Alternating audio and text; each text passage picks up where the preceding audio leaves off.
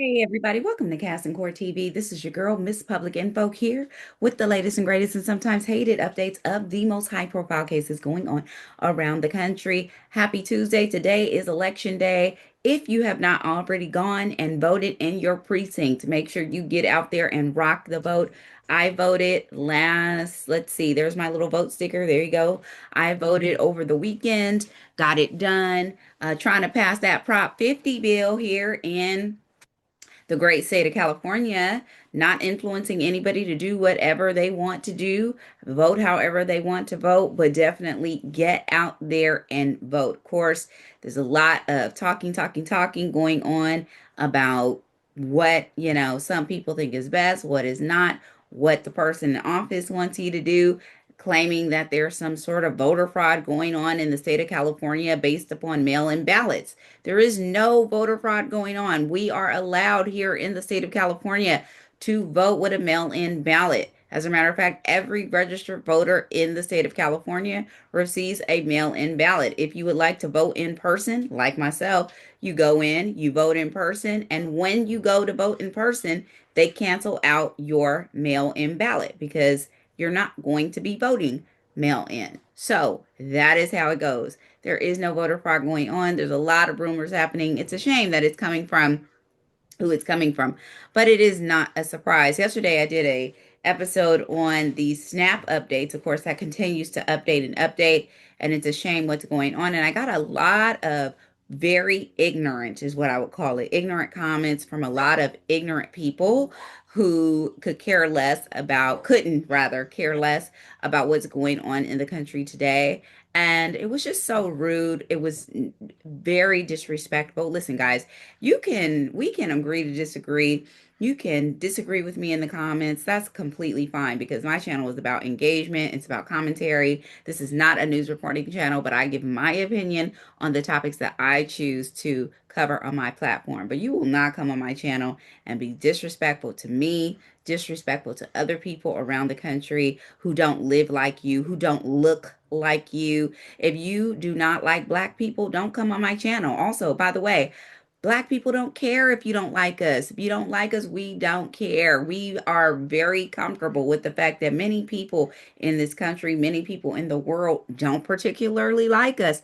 It's okay. We're going to continue to do our thing regardless. But specifically for my channel, if you don't like black people, don't come on my channel, period. And do not come with the racist vibe, with the racist rhetoric and all of that because it's ignorant.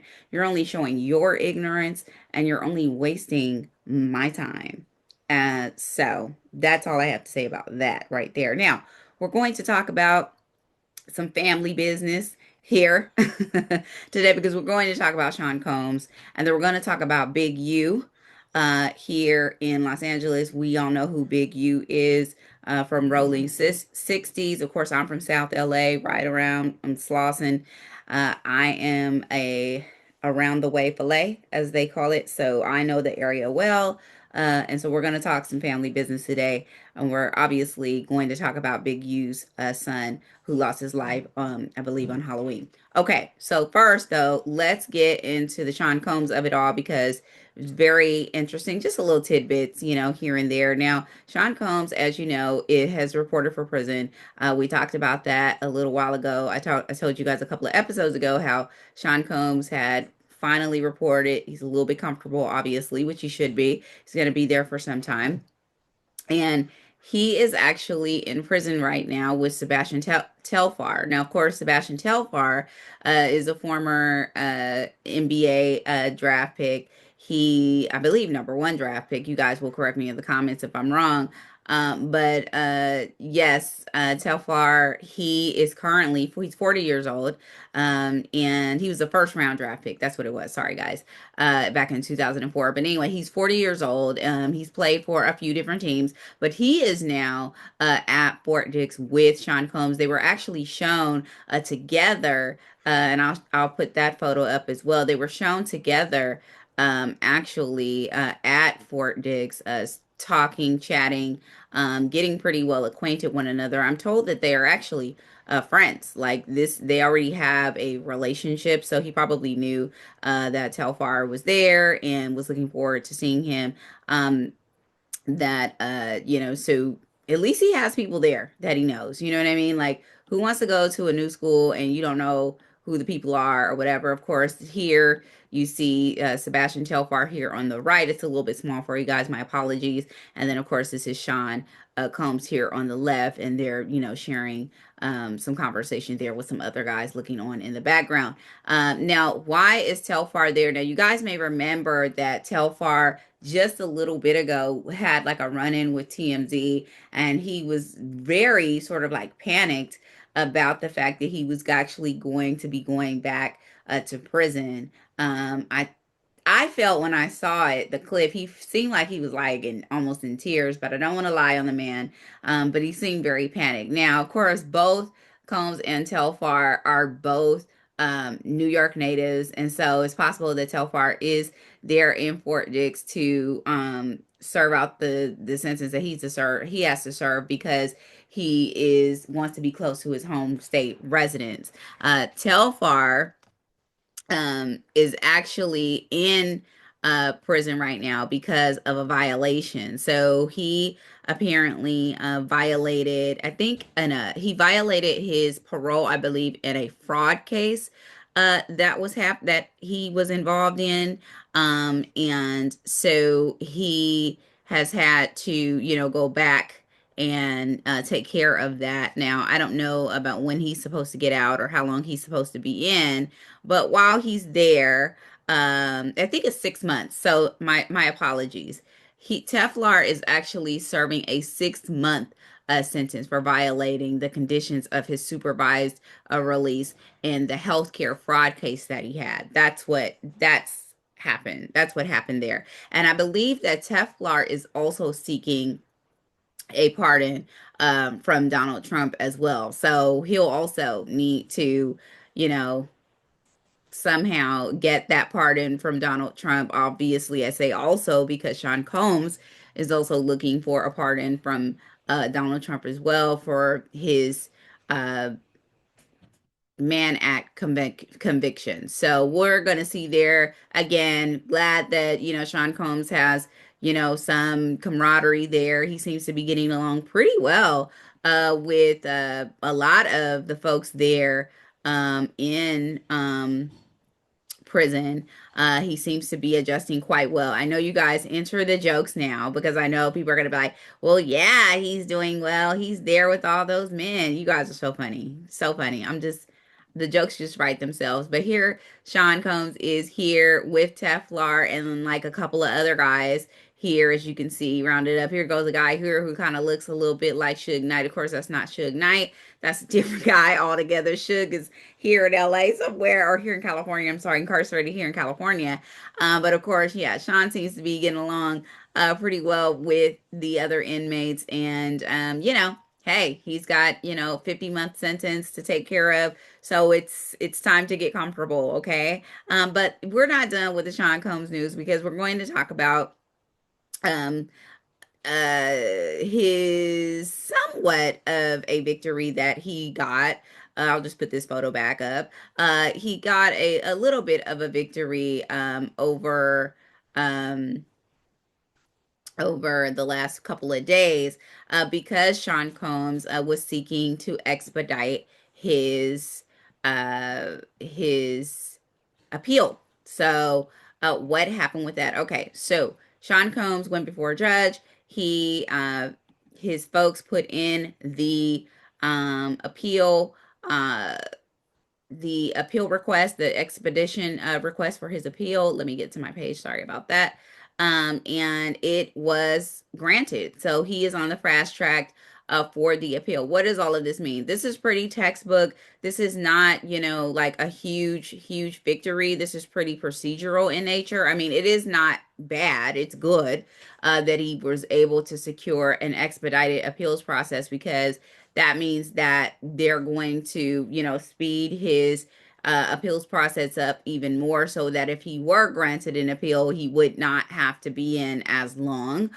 So his attorneys are essentially doing him due diligence to sort of begin the ball rolling and getting that appeal expedited and then getting the next court, of course, the next step would be getting that appeal granted, of course. So after he moved in, I think it was like 3 or 4 days after he moved into Fort Dix there in New Jersey, the appeals judge granted the request for the defense team, his defense team, to expedite the process. So this basically means that it'll move a lot quicker than it usually does.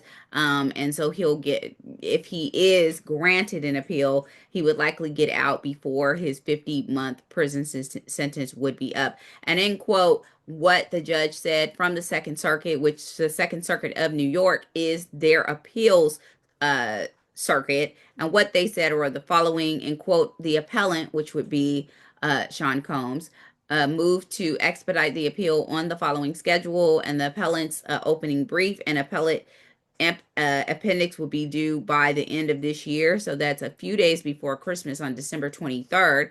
The government's brief would be due on February 20th in 2026. And then Sean Combs, his reply to the government's brief would be due by March 13th. And then they would start oral arguments in April. So it'll be very quickly, month by month by month by month. So this is what the second U.S. Circuit Court judge of the Court of Appeals of New York, Judge Beth Robinson, ordered on Monday. And of course, this was less than a week after the Combs camp made the unopposed fast track request. This was not opposed by the government. They're fine with that, but the appeals process will go as it's supposed to. Now, the only question is, whether or not the appeal will be granted. And, no one really knows what's going to happen with that. I can't even read the tea leaves on that. I don't really have an analysis on the appeals process of it all because you just never know. But based upon what we saw from Judge Submaranian and his rulings on the Rule 31 and the Rule 29 rulings that came out of the trial court phase, it would be hard to see where they would have grounds for an appeal that would actually make sense. But at the same time, listen, the appellate judges are very different. They're looking at a a lot of things in the appellate process. The appellate process is different than the trial court phase. And they're looking at different elements. And they're also looking at laws that have set precedents for certain appellate violations or trial court violations. So those are things that they're going to look at. Definitely some of the things that the Combs camp brought up during the trial court phase to Judge Submaranian, who I believe did a great job of sort of crossing his T's and dotting his I's to make sure that the conviction could stick and making sure that he was doing the right thing. But some of these things that they came up with in the trial court phase as it relates to, Judge Submaranian sort of bringing up, they felt, items within that he had been acquitted of within the sentencing phase, they will definitely bring that up in the appellate court phase. They're also probably going to bring up some of the issues that they felt were an issue with the jury misconduct, some of that sort of stuff. They may even bring that, and when I say jury's misconduct, I'm talking about one of the jury members, that juror number 6 situation, who was dismissed because he didn't give his correct address and things of that nature. So they're going to bring up a few different things I could just think up the top of my head. They probably will bring up the fact that they felt that, Sean Combs was made an example of, that the sentence was excessive, et cetera, et cetera, et cetera. They will probably bring up those things for sure. And then, Judge Robinson of the Second Circuit will consider that. So I think we are all in for an interesting ride next year as it relates to Sean Combs's appeal process to see how this goes. Of course, Cast and Court TV will be right there with you all, just sort of waiting to see how this goes. In the meantime, during the appeals process, Sean Combs could have already been entered into that RDAP program he's looking to get into as well. So all of these things sort of happen, at the same time. And of course, if his conviction appeal is granted, then he would be released immediately and he would go on about his business. And then the RDAP program and the jail sentence, etc., would all be vacated. But until then, he's sitting pretty there at Fort Dix with some of his you know, inmate pals there, and that includes Sebastian Telfair. So, okay, guys, so that's going to be it for that. Let's talk a little bit about Big U. Okay, so those of you who are not from LA, Big U, you probably still know who he is because if you are a fan of Nipsey Hussle, or if you are a fan of any West Coast rap, then you probably know who Big U is. Of course, here on the right is Big U, and on the left is his son Jabari Henley. Big U's name is Eugene Big U Henley. Jabari Henley was his son. Jabari was unfortunately gunned down here in South Los Angeles on Halloween, I believe. I took some time. I did not report on this or talk about this rather right away because I wanted to see what exactly had happened in the situation. But certainly, one of the things that I wanted to bring up with this situation, of course, is the fact that Big U is currently incarcerated. Of course, some of us remember that Big U was actually incarcerated sometime last year the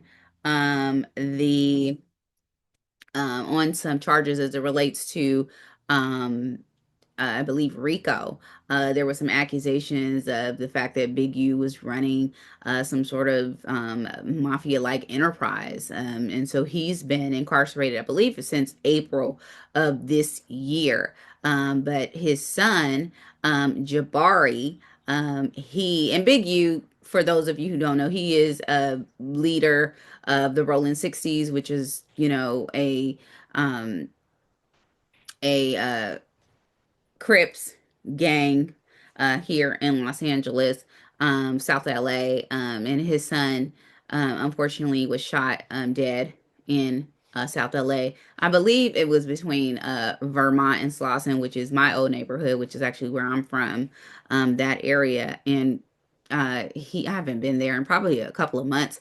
I was there just a few months ago, but every time I go home, and I say home, which is really across the freeway from where I live now, I always, just think about like how that area has changed so much. But anyway, he was fatally wounded there in that area off of Vermont and Slauson in that neighborhood um, around 11 p.m. on Halloween evening. And so they said that according to the LA Times, the shooting occurred after Jabari had appeared to walk up to a vehicle, and then the suspects inside of the vehicle shot him, and then they fled the scene. Of course, there are no descriptions of the suspects who reportedly committed the action. And then, of course, Jabari was pronounced there at the scene, meaning pronounced DOA um, at the scene by the fire department. Now, Big U is, of course, 58 years old. Jabari, I believe, was 34. And Big U, of course, is well known in hip hop circles, as I said before. He helped launch the careers of Nipsey Hussle, rapper Wiz Khalifa, and, has called Big U the godfather of rap. But he also has a lot of connections to uh, Snoop and Corrupt and the Dog Pound. Like those, I'm a fan of all of those folks. So like he's definitely, part of, West Coast rap royalty, for sure. Now, connected, one of Jabari's brothers and one of Big U's sons is Dayan Henley, who's a linebacker for the LA Chargers, coincidentally. And so this is a very, very tough situation for the Henley family right now. I believe also incarcerated with Big U is, I believe, Jabari's uncle. Now, how that is his uncle, whether that's Big U's brother or some other connection, I'm not sure.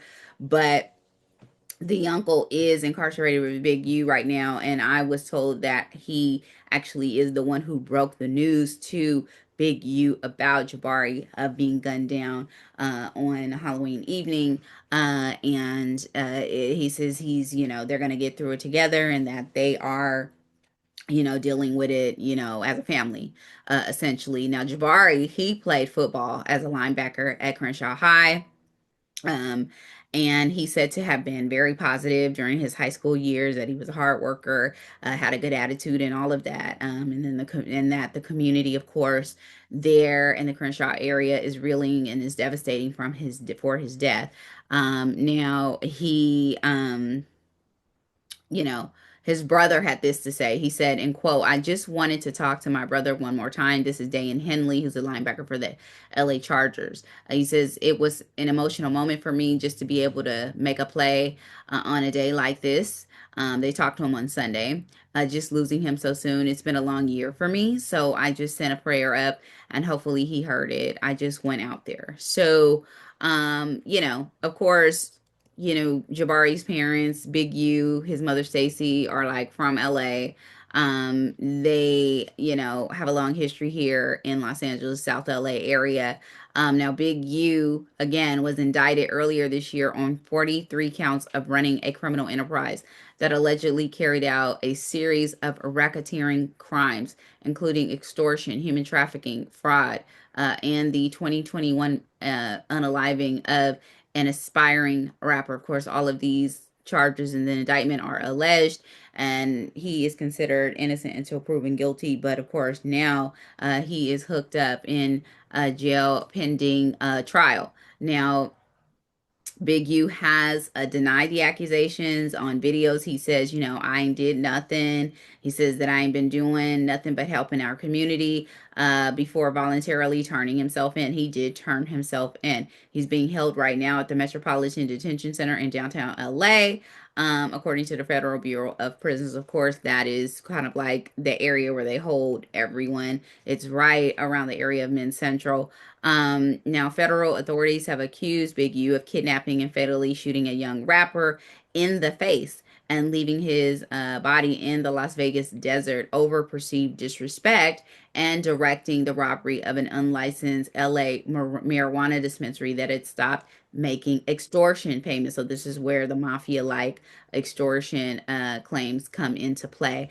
He's also Big U is also accused of defrauding companies, donors, athletes, and celebrities, including NBA star Draymond Green and Lakers legend, of course, Shaquille O'Neal, by persuading them to donate to his charities and later allegedly transferring the money to his personal bank accounts.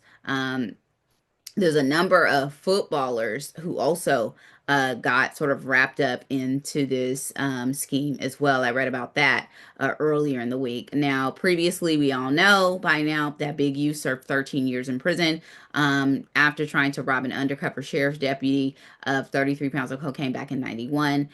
So, prayers and concerns all the way up, family, for that entire Henley family. That is a lot of drama. That is a lot to be going through. That is just a lot. I could imagine going through just a quarter of that, but all of that seems just crazy, And I will say, like, I don't know when this gang activity, is going to go away. Like, in terms of, and I'm just talking about, can we talk as a family right now? I'm just talking about, like, in Black culture, when is that going to disperse and go away? Because the fact of the matter is, if we have not learned that this sort of, mentality and the gang culture doesn't do anything but ruin lives, if we have not learned that by now, we're never going to learn that. Now, Jabari was a product of his environment.